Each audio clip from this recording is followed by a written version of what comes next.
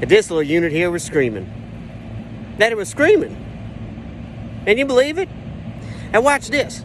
Not only did they say that it was screaming, and not only are they grown-ass men, and not only do a couple of them work for the maintenance department, but check this out. Look, now this is a tip for all the homeowners out there, all right?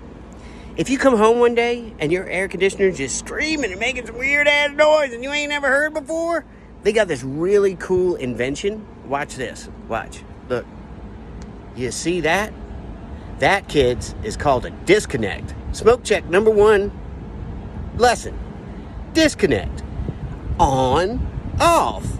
If you pull it down and it turns off, this unit will quit screaming. And then guess what? Check this out. When your technician comes out that you hate to pay because you think that he's trying to rip you off, he won't stand around for a couple of hours dealing with this. Look. Look, it's Christmas. It's Christmas in October, y'all.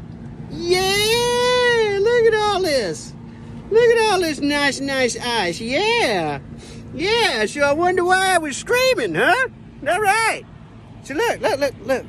We're going to go over here too, because